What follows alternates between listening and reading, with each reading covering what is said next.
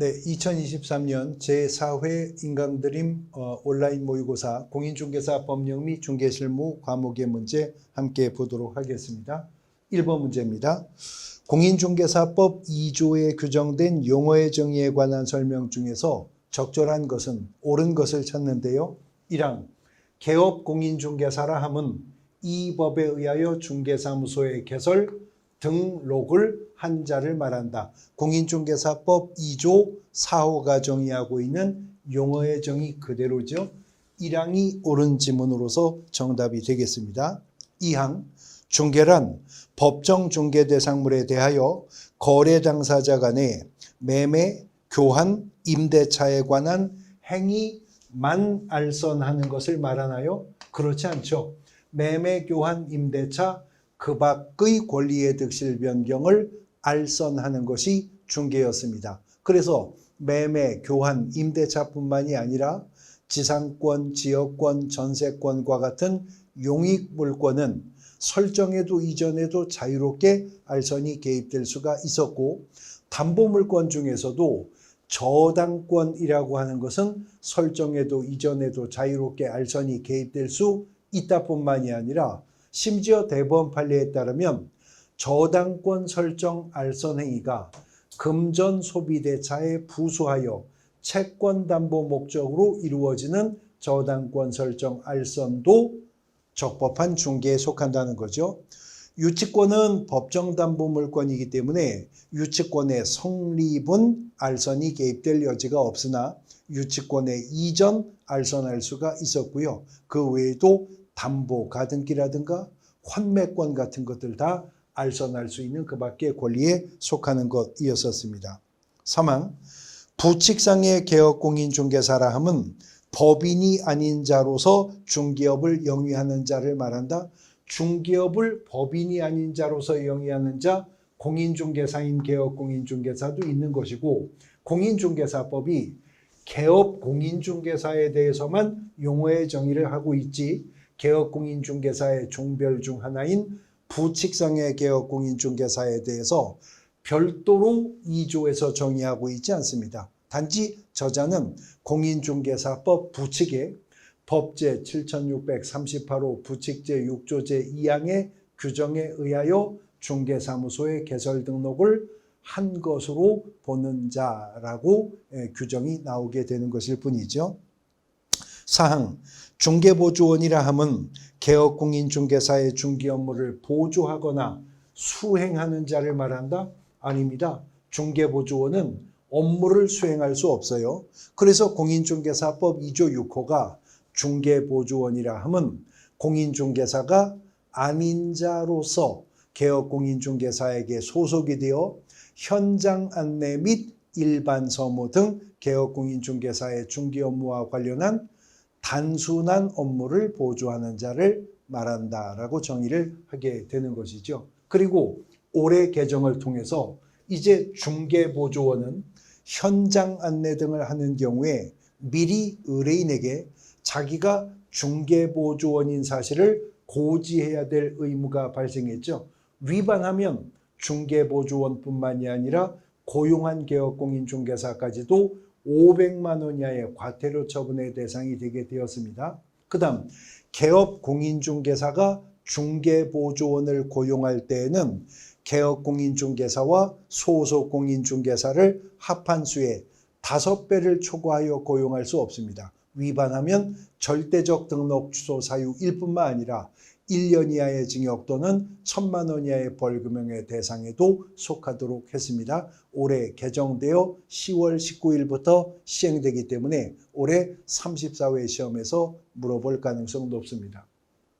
5항 공인중개사라 함은 공인중개사 자격을 취득한 자일 뿐이지 개업공인중개사는 등록을 했어야만 개업공인중개사라는 호칭을 취할 수 있는 거죠. 그래서 공인중개사와 공인중개사인 개업공인중개사는 의미가 구분되죠.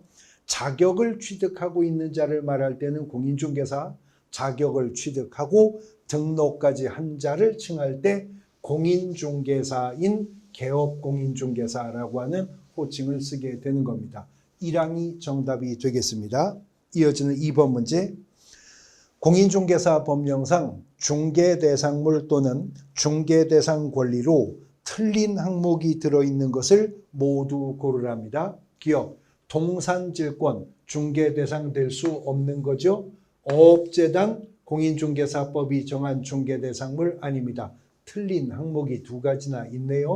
기억 골라내고, 그 다음 니은, 지상권의 설정 목적의 일필일부의 토지. 지상권은 분필하지 않은 한 필의 일부에도 설정될 수 있죠. 거기 알선이 개입될 수가 있고요. 토지에 상속을 물었다면 중개할 수 없지만 상속된 토지는 중개할 수가 있겠습니다. 그 다음 디귿, 조립식 세차장 구조물 대법원 판례는 주벽이라고 할 만한 것도 없고 볼트 조립 방식이기 때문에 토지로부터 분리하여 이동도 가능하므로 이건 건물이기는커녕 토지에 정착된 물건이라고 볼 수도 없다는 거죠. 중개대상물 아니랍니다. 그 다음 영업성의 노하우 등 무형물의 가치 또는 집기, 비품 등 시설물에 대한 유형물의 가치를 일컬어 권리금이라고 하는데 권리금도 공인중개사법의 규율 대상인 중개대상은 아닌 것입니다. 디귿도 정답에 있어야 되겠죠. 그 다음 리을, 성토된 포락지 그랬는데 포락지는 영구히 사건이 소멸했기 때문에 다시 무트로 드러나게 되었다 하더라도 성토되었다도 사건의 대상이 될 수가 없죠. 그러므로 중개의 대상이 될 수가 없고요. 주택이 철거될 경우에 일정한 요건 하에 택지개발지구 내 이주자 택지를 공급받을 수 있는 지위인 대토권, 대법원 판례가 여러 번 언급했는데 필지가 확정된 상태가 아니기 때문에 공인중개사법상 중개의 대상이 될 수가 없다고 보는 것입니다. 미음, 가압류된 토지, 사건의 대상이라면 가압류가 된 토지든 가처분이 된 토지든 관계없이 중개할 수 있고 분양계약이 체결되어 동호수가 지정된 장내의 건축물을 우리는 분양권이라고 하죠. 토지에 정착이 될 건물로서 중개 대상물인 건물로 취급이 되는 겁니다. 그러면 중개 대상이 아닌 것들이 들어있는 항목은 기억과 디귿과 리을입니다. 그래서 기억, 디귿, 리을 1항이 정답이 되겠습니다. 이어지는 3번 문제 보겠습니다. 3번, 공인중개사 정책심의위원회 심의사항이 아닌 것은 공인중개사 정책심의위원회 심의사항이 4가지가 있기 때문에 이런 식의 오지선다형 형태로 문제가 출제되기가 쉽습니다. 그 4가지가 공인중개사 시험 등 공인중개사 자격 취득에 관한 사항, 부동산 중개업의 육성에 관한 사항, 중개보수 변경에 관한 사항, 손해배상 책임, 보장 등에 관한 사항이고 이 4가지 사항 중에 공인중개사 시험 등 자격 취득에 관한 사항은 정책심의위원회가 의결하면 시도지사는 이에 따라야 한다라는 규정이 있죠. 시도지사가 시험시행기관이기 때문에. 그러나 공인중개사협회 주된 예산 집행에 관한 사항은 국토교통부 장관의 관할이지 공인중개사 정책심의위원회 소관사항이 아닌 것입니다. 그래서 1항이 정답이 되겠습니다. 이어지는 4번 문제. 다음은 공인중개사 법령에 관련된 판례 등이다. 가장 타당하지 않은 것은 1항. 부동산 컨설팅업을 하면서 공인중개사법에 따라 등록을 받지 아니하고 부동산 컨설팅 행위에 수반하여 부동산 중개를 업으로 한 사실은 무등록 중개업에 해당합니까? 해당합니다. 법인인 개업 공인중개사가 중개업을 영위하면서 부수적으로 부동산 컨설팅 할 수는 있죠. 14조가 법인인 개업 공인중개사에게 허용한 업무 중에 부동산의 이용, 개발 및 거래에 관한 상담이라는 거 있으니까 법인인 개업 공인중개사가 중개업하면서 부동산 컨설팅 할 수는 있지만 부동산 컨설팅 회사가 컨설팅 업무에 부수하여 수반하여 부속하여 했어도 중개업을 했다면 이건 무등록 중개업자가 되는 겁니다. 2항, 변호사의 직무에 부동산 중개인이 당연히 포함된다고 해석할 수도 없고 변호사는 공인중개사법에 규정된 중개사무소 개설 등록 기준을 적용받지 않는다고 할 수도 없다. 대법원 판례입니다. 그러므로 변호사도 공인중개사 자격을 취득하지 않으면 중개사무소 개설 등록할 수 없고요. 변호사가 공인중개사 자격을 취득했어도 공인중개사법상의 등록의 기준과 절차를 거쳐야 등록하여 개업공인중개사가 될 수가 있다는 거죠. 3항 중개사무소 개설 등록 신청 당시에 건축 허가가 나지 않은 건물은 건축법상 적법 요건을 갖추지 못했으므로 개설 등록이 되지 않을 뿐만 아니라 건축법상 사용 승인되지 않은 건물의 경우에 사용 승인이 이루어진 후에 등록을 신청하는 것이 적절하다. 그래서 등록 신청하는 자가 확보해야 할 사무소는 건축물 대장에 기재된 공간이어야 합니다. 단 예외적으로 건축물 대장이 기재되진 않았다 하더라도 준공검사, 준공인가 혹은 사용 승인 또는 사용검사 등을 필한 공간일 경우라면 예외적으로 등록을 인정해 주는 것이죠. 4항 개업공인중개사가 종전의 사무소를 폐쇄했으나 폐업 신고하지 않고 새로운 중개사무소 개설 등록을 한 경우에도 이중 등록에 해당한다. 종전의 사무소를 실질적으로 폐쇄했어도 폐업 신고하지 않았다면 종전의 등록의 효력은 여전히 살아있거든요. 그 상태에서 다시 중개사무소 개설 등록을 하면 이중 등록에 속합니다. 1년 이하의 징역 또는 1,000만 원 이하의 벌금형의 대상이 될 것이고 절대적 등록 취소 사유에 속하게 될 겁니다. 5항 개업공인중개사가 휴업기간 또는 업무정지 기간 중에 중개 업무를 행한 경우에는 무등록 중개업자에 해당합니까?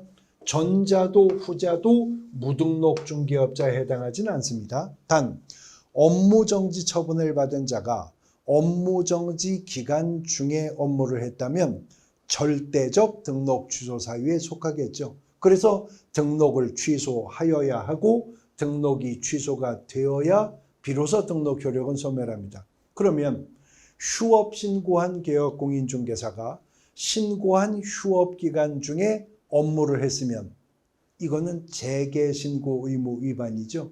재개신고 위반은 휴업신고, 폐업신고, 휴업기간 변경신고 위반과 함께 100만 원 이하의 과태료 처분 사유에 속할 것입니다.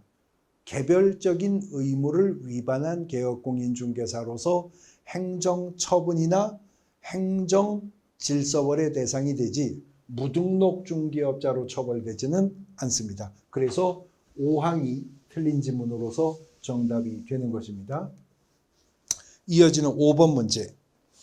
공인중개사 법령상 법인이 중개사무소를 개설 등록하려는 경우에 이에 관한 설명으로 옳은 것과 틀린 것을 바르게 표시한 것은 박스 내에 있는 지문을 OX 방식으로 풀어보자는 것인데요.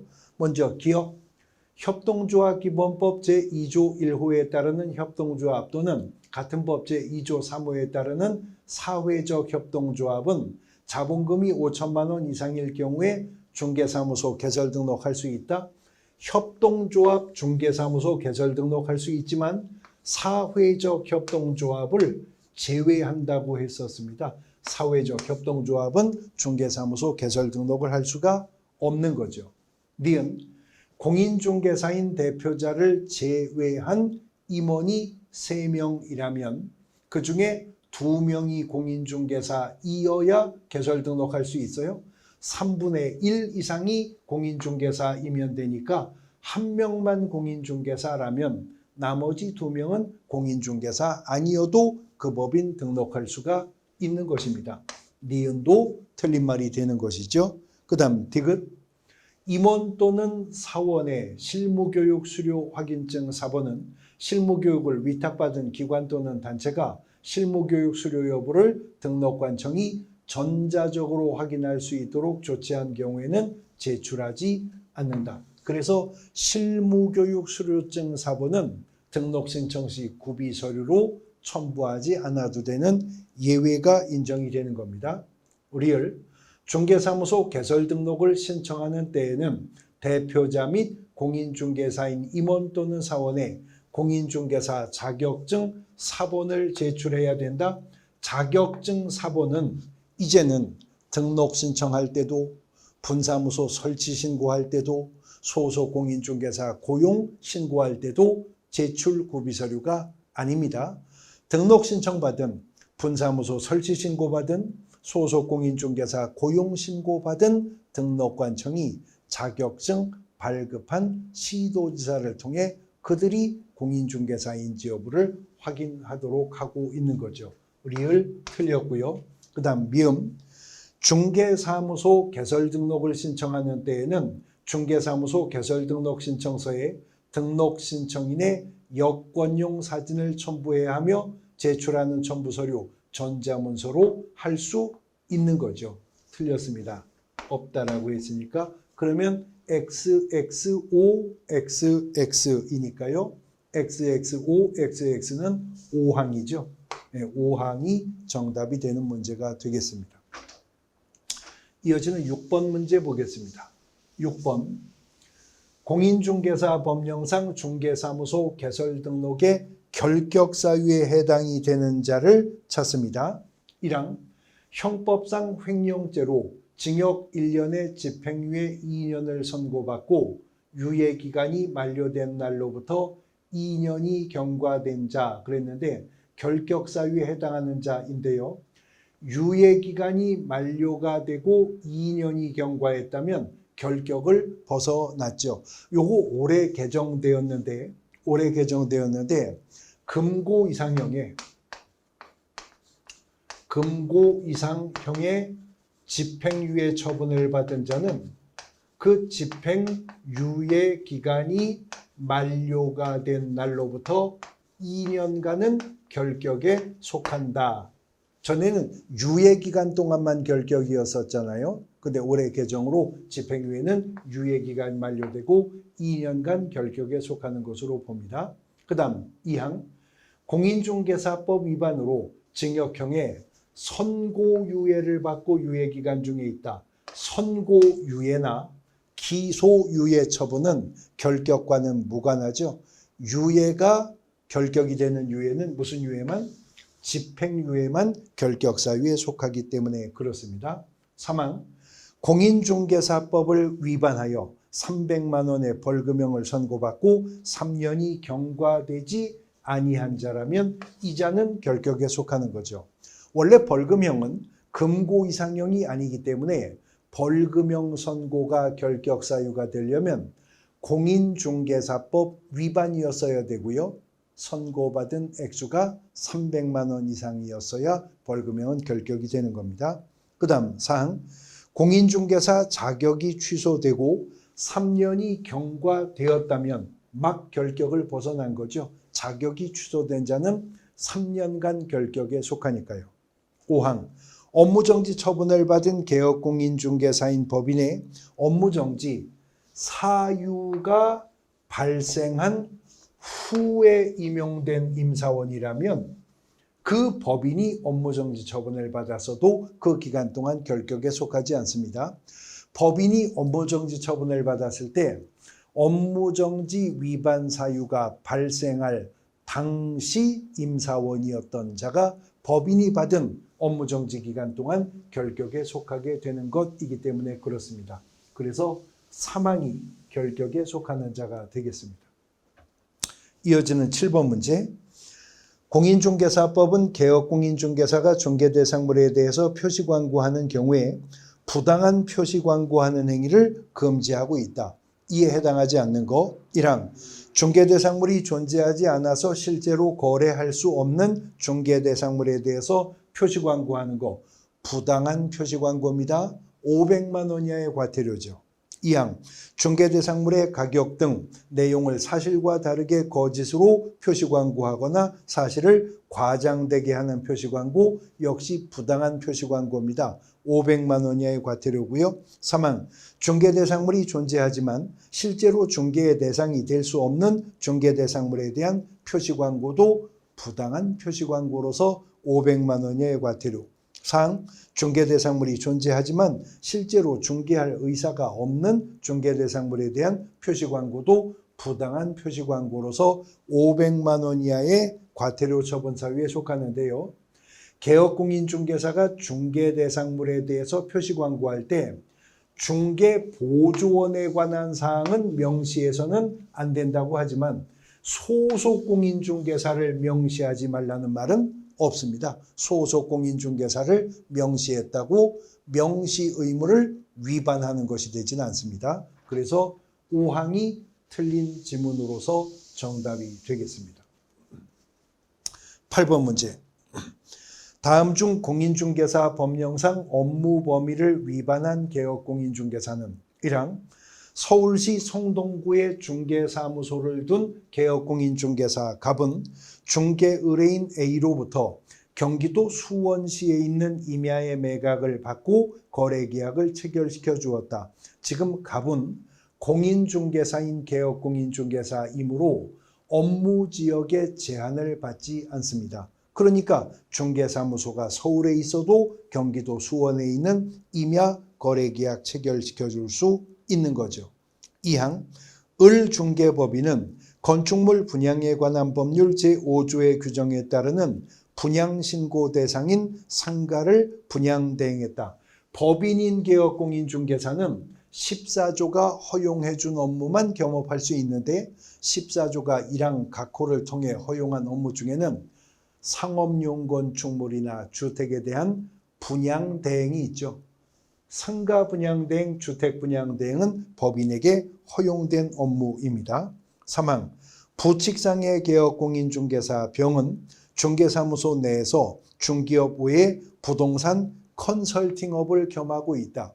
개인인 개업공인중개사는 부칙상의 개업공인중개사라 하더라도 공인중개사법이 적극적으로 겸업을 금지하는 규정을 두고 있지는 않기 때문에 하지 말라고 한 게 아니면 다 할 수 있어요. 그러니까 법인인 개업공인중개사가 부동산 컨설팅 할 수 있지만 개인인 개업공인중개사들도 다 부동산 컨설팅 할 수 있고요. 개업공인중개사가 중개사무소를 중기업을 영위하는 용도로만 써야 한다는 중개사무소의 전용 의무 규정도 삭제 폐지가 된 지 오래이기 때문에 부칙상의 개업공인중개사가 중기업을 하면서 중개사무소에서 부동산 컨설팅 겸할 수 있는 겁니다. 사항 경기도 안산시 단원구에서 중기업을 하고 있는 부칙상의 개업공인중개사 정은 의뢰인 A로부터 주택을 구입해달라는 의뢰를 받고 부동산 거래정보망을 통하여 지금 사항은 정보망을 통했다고 했습니다. 정보망을 통하여 서울시 성동구 왕십리에 있는 매도 의뢰인 B의 주택을 중개하여 계약을 체결했다. 원래 이 부칙상의 개업공인중개사는 경기도에 있는 물건만 중개할 수 있죠. 그러나 정보망을 통해서 검색할 수 있는 물건은 사무소 소재지 시도를 넘어서 있어도 중개가 가능했었던 것입니다. 5항 서울시 노원구 상계동에 사무실을 두고 있는 부칙상의 개업공인중개사 무는 노원구 하계동에 살고 있는 중개의뢰인 A로부터 경기도 수원시 장안구에 있는 그의 소유 빌딩의 매각을 의뢰받고 이를 중개하여 계약을 체결시켰다면 이거는 부칙상의 개업공인중개사가 업무지역 범위를 위반한 겁니다.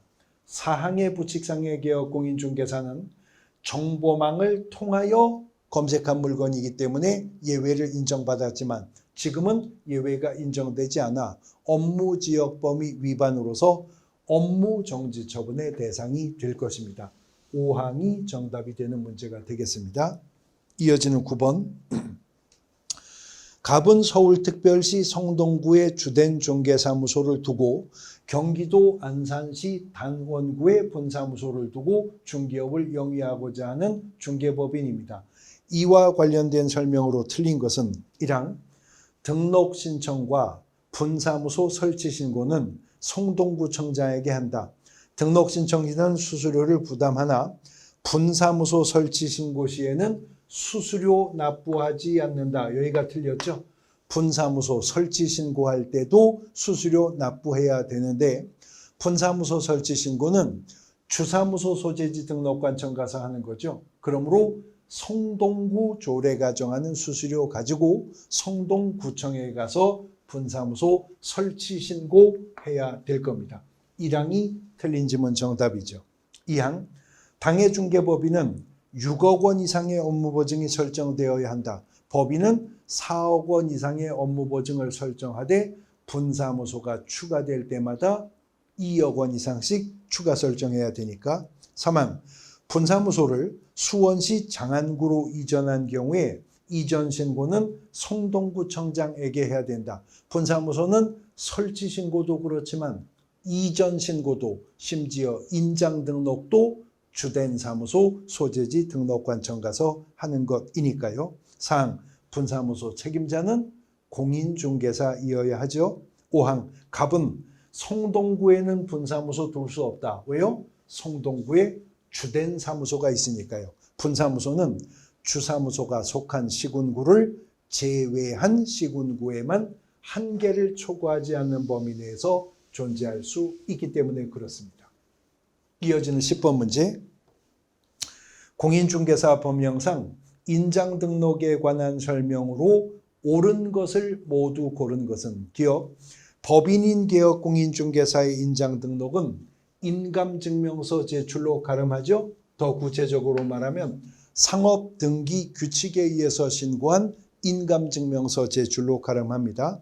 니은 소속 공인중개사는 인장을 변경한 때에는 변경일로부터 10일 이내가 아니라 7일 이내에 변경 등록하도록 합니다. 니은 틀렸고요. 디귿 법인인 개업 공인중개사는 상업등기 규칙에 따라 신고한 법인의 인장을 등록하여야 하는 거죠. 디귿 옳은 말이고요. 리을 개인인 개업 공인중개사는 가족관계 등록부 또는 주민등록표에 기재된 성명이 나타난 인장으로서 그 크기가 가로 세로 각각 7mm 이상 30mm 이내인 인장을 등록하도록 합니다. 니은을 제외한 기역과 디귿과 리을이 옳았었습니다. 그래서 사항이 정답이 되는 문제가 되겠습니다. 이어지는 11번 문제 보겠습니다. 다음은 개업공인중개사의 고용인에 관한 설명 중에서 잘못된 것을 고르랍니다. 1항 개업공인중개사가 고용한 고용인의 업무상 행위는 그를 고용한 개업공인중개사 행위로 간주한다. 공인중개사법 15조 2항의 본다라는 말은 간주의 의미를 갖는 거죠. 2항 고용인을 고용하거나 고용관계를 종료한 경우에 등록관청에 신고할 의무 있죠. 고용신고는 업무 개시 전까지, 고용관계 종료 신고는 종료일로부터 10일 이내에 신고해야 되는 것입니다. 3항 모든 고용인이 인장 등록 의무가 있는 건 아니죠. 고용인 중 소속 공인중개사만 인장 등록 의무가 있으니까. 4항 고용인의 고용 여부는 임의사항이므로 몇 명의 고용인을 고용할 것인가와 고용인을 고용할 것인가 여부는 개업공인중개사가 임의적으로 결정할 수 있죠. 단 올해 개정을 통해서 고용인 중 중개보조원은 여전히 소속 공인중개사는 고용 인원수 제한이 없지만 중개보조원은 개업공인중개사와 소속공인중개사를 합한 수의 5배를 초과하여 고용할 수는 없게 되는데 10월 19일부터 그렇게 됩니다. 시험은 10월 28일 날 시행되기 때문에 고용인원수 제한도 현행법령으로 우리가 정리한 내용 이해하고 계셔야 됩니다. 5항 고용인은 모두 실무교육 수료 의무는 없으나 직무교육은 수료해야 된다. 아닙니다. 그건 고용인이 누구냐에 따라서 소속공인중개사는 실무교육 수료해야 되지만 중개보조원은 실무교육이나 연수교육은 수료 의무가 없고 직무교육만 받으면 되는 거죠. 5항이 정답이 되겠습니다. 12번 문제. 다음 중 공인중개사 법령상 등록관청에 신고해야 되는 경우가 아닌 거. 1항 개업공인중개사 갑이 5개월간 중개업을 휴업하고자 한다면 3개월을 초과하여 휴업하고자 함이니 미리 등록관청에 휴업 신고해야죠. 2항 개업공인중개사 을은 4달간 휴업하고자 해서 휴업 신고를 하고 휴업 중인데 예정되었던 휴업 기간보다 앞당겨 휴업한 지 1월 만에 업무 재개하고자 한다. 그러면 미리 등록관청에 재개 신고하고 등록증 반환받아야 됩니다. 3항 개업공인중개사 병은 공탁에서 보험으로 업무 보증을 변경 설정했다면 변경 신고 등록관청에 해야죠. 4항 법인인 개업공인중개사 정의 분사무소를 성동구에서 노원구로 이전했다면 그 법인의 주사무소 속한 시군구청에 분사무소 이전 신고해야 됩니다. 등록관청에 신고합니다. 근데 5항 공인중개사협회 무가 강원도에 협회 지부를 설치했다면 등록관청에 신고하는 게 아니라 강원도지사에게 신고해야죠. 협회가 지부를 설치한 사실은 해당 시도지사에게 신고하는 것이니까요. 그래서 등록관청에 신고하는 게 아닌 것은 5항이 정답이 되는 것입니다. 13번 문제. 다음은 개업공인중개사의 폐업과 관련된 기술이다. 타당한 것은 1항 개업공인중개사가 폐업을 한 때에는 지체 없이 등록관청에 신고해야 된다. 지체 없이 했어도 늦었습니다. 왜냐하면 한때 신고하는 게 아니라 하고자 할 때 사전에 미리 신고했어야 되니까요. 2항 폐업 신고 시에는 등록증과 자격증을 등록관청에 반납해야 돼요. 휴업 신고, 폐업 신고할 때 등록증 반납 의무가 있지 자격증 반납 의무는 없습니다. 3항 절대적 등록 취소 사유에 해당하였으나 적발되지 않은 상태에서 폐업 신고가 수리되었다면 3년 초과 후에 재등록하면 폐업 전 위반 행위로 인해 행정처분할 수가 없죠. 만일 폐업 전에 한 위반 행위가 업무정지 처분 사유에 해당하는 행위였다면 그때는 폐업 기간 1년만 초과하고 재등록해도 폐업 전 위반 행위로 업무정지 처분 못하는 거고요. 4항 폐업 신고 후 1년이 넘은 후에 개설 등록을 다시 신청하는 경우에는 실무교육을 다시 받아야 하나 연수교육은 임의적인 것이므로 중개업을 영위하는 동안에도 수료 의무가 있는 게 아닌가요? 아닌 게 아니죠. 연수교육은 실무교육을 받았다면 2년마다 정기적으로 받아야 됩니다. 안 받으면 500만 원 이하의 과태료 처분 사유에 속하게 될 겁니다. 5항 행정처분 절차가 진행 중인 경우에도 등록관청은 개업공인중개사가 폐업 신고하면 수리해야 합니까? 불수리할 수 있습니다. 이미 위반이 적발되어 행정처분의 절차를 진행하고 있는데 그자가 폐업 신고하면 폐업 신고 불수리하고 그 진행되는 행정처분을 가할 수 있도록 하는 것입니다. 3항이 옳은 지문으로서 정답이 되겠습니다. 14번 문제. 공인중개사 법령상 전속중개계약에 관한 설명으로 옳은 것은 1항 개업공인중개사는 2주일에 1회 이상 중개 업무 처리 상황을 의뢰인에게 통지해야 되는데 이 경우에 통지의 방법은 제한이 없나요? 제한이 있죠. 문서로 통지하도록 합니다. 후일 입증의 곤란함을 면케하기 위해서 그렇습니다.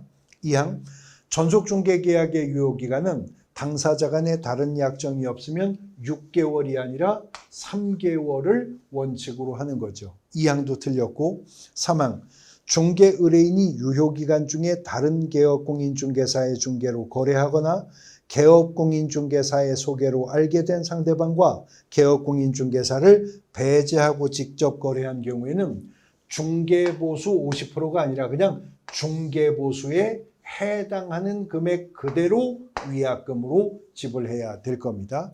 4항 개업공인중개사는 중개 의뢰인이 비공개를 요청한 경우에도 조속한 거래 성사를 위해서 중개 대상물에 대한 정보를 공개할 수 있어요? 없습니다.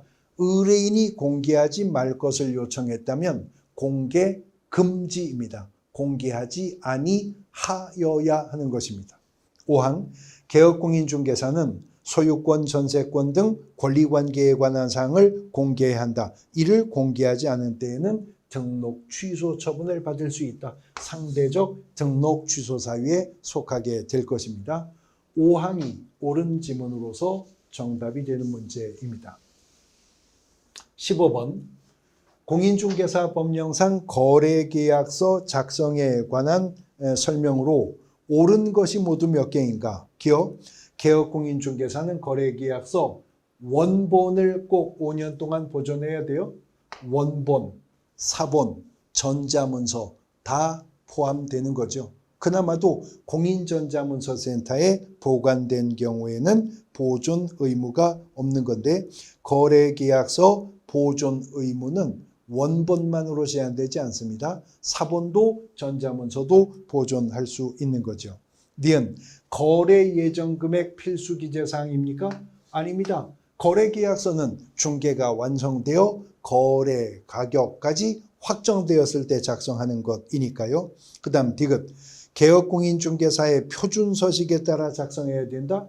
권장되는 표준서식조차도 마련되어 있지 않은 거죠. 거래계약서는 리을 개업공인중개사가 거래대금을 거짓으로 기재하면 중개사무소 개설 등록이 취소될 수 있죠. 한계가 옳습니다. 그래서 2항이 정답이 되는 것입니다.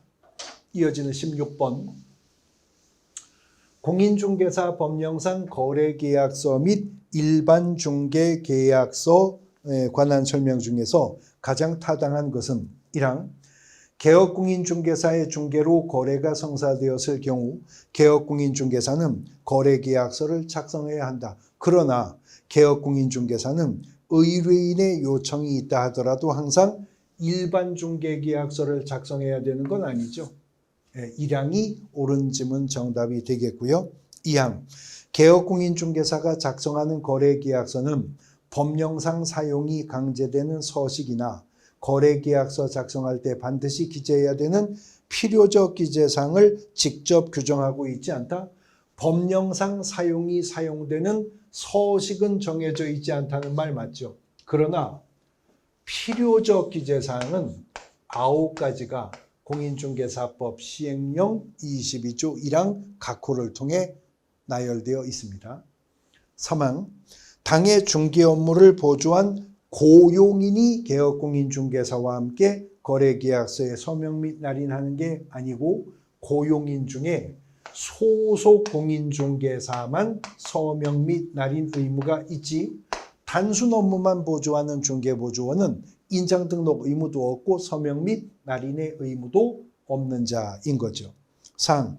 공인중개사협회는 거래계약서 표준서식을 정하여 국토부 장관의 인가를 받아 개업공인중개사에게 사용을 권장할 수 있다. 공인중개사법에 없는 말이고 단 공인중개사법 시행령 22조는 협회가 아니라 국토교통부 장관이 거래계약서의 표준서식을 정하여 개업공인중개사에게 사용을 권장할 수 있다는 규정이 있을 뿐입니다.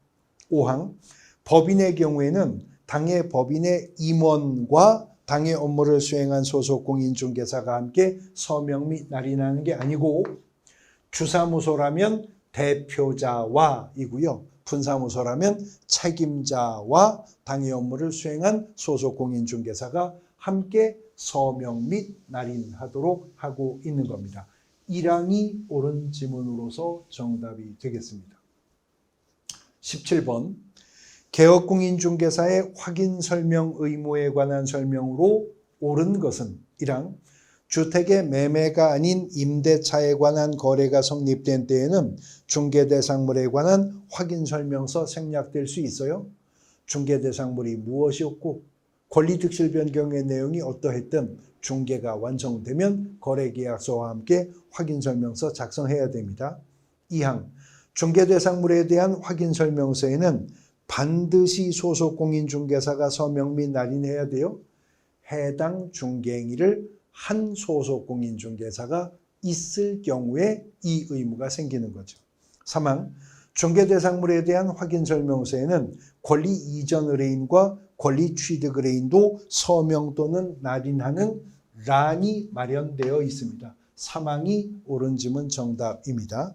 사항, 중개보수를 받지 않은 무상중개의 경우에는 확인 설명할 의무가 없나요?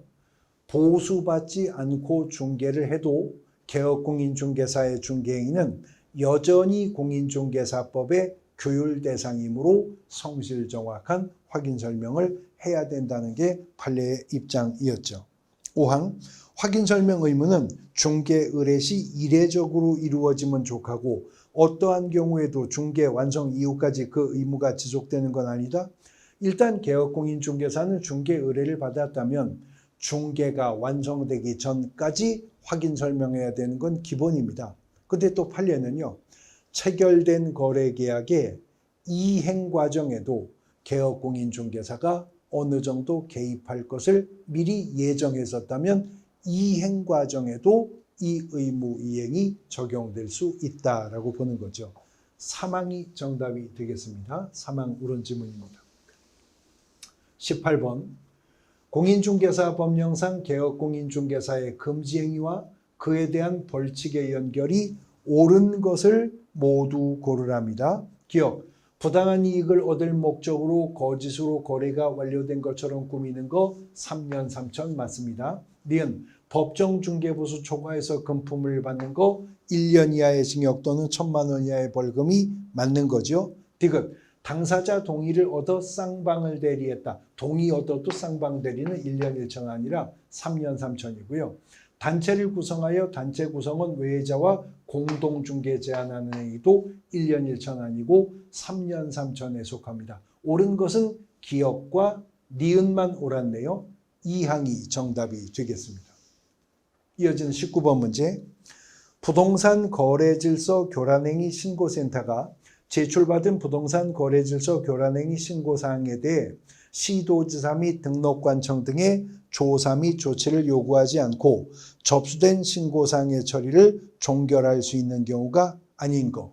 신고 내용이 명백히 거짓이거나 보완 요청에 신고인이 불응하거나 신고사항의 처리 결과를 통보받은 사항에 대해서 정당한 사유 없이 다시 신고한 경우로서 새로운 사실이나 증거자료가 없는 경우, 신고 내용이 이미 수사기관에 수사 중이거나 재판이 계속 계류 중이거나 법원의 판결에 의해서 확정되었다면 직권 종결할 수 있지만, 신고인이 단체를 구성하여 특정 중개 대상물에 대해 중개를 제한하거나 단체 구성원 외자와 공동 제한하는 공동중개를 제한하는 행위를 하는 단체 소속원이라고 해서 직권 종결할 수 있는 근거는 없는 겁니다. 5항이 틀린 지문으로서 정답이 되겠습니다. 20번 문제. 다음 주택임대차 사례에서 개업공인중개사가 거래 당사자로부터 최대 받을 수 있는 중개보수의 총액이 얼마인가 물었습니다. 보증금이 3,800만 원이고요. 월차임이 10만 원이었으며 요율이 0.5, 계약기간 1년, 한도액은 20만 원이라는데, 계약기간은 중개보수 계산할 때는 하등에 적용이 없는 부분이죠. 단 보증금 외에 월차임이 있는 계약이라면 일단 요율에 적용해야 될 기준 금액은 월차임 곱하기 100한 금액을 보증금과 합산한 금액이 요율에 곱할 기준이 되는 게 원칙이에요. 근데 문제는 10만 원 곱하기 100 해봐야 700만 원이죠. 700만 원에 3,800만 원 더해봐야 5천만 원 미만이 나오잖아요. 5천만 원 미만이 되죠. 4,800이니까요. 그러니까 10만 원에 100을 곱하면 안 되고 70을 곱해야죠. 그러면 10만 원 곱하기 70 하면 700만 원. 700만 원에다가 보증금 3,800만 원을 더하게 되면 4,500이 요율에 적용할 기준액입니다. 4,500에 0.5 곱하면 22만 5천 원이 산출액이 나오는데, 산출액 22만 5천 원은 한도액을 초과하고 있죠. 그러므로 한도액 20만 원이 중개보수로 확정됩니다. 문제는 중개보수 총액을 물었는데 개업공인중개사는 중개보수를 거래 당사자에게 어떻게 받아요? 각 받습니다. 그러니까 임대 의뢰인에게 20만 원, 임차 의뢰인에게 20만 원을 각각 받으니 총액을 물은 이 문제에서는 사항 40만 원이 정답이 되는 것입니다. 그래서 사항이 정답이 되겠습니다. 잠깐 쉬었다가 이어가도록 하겠습니다.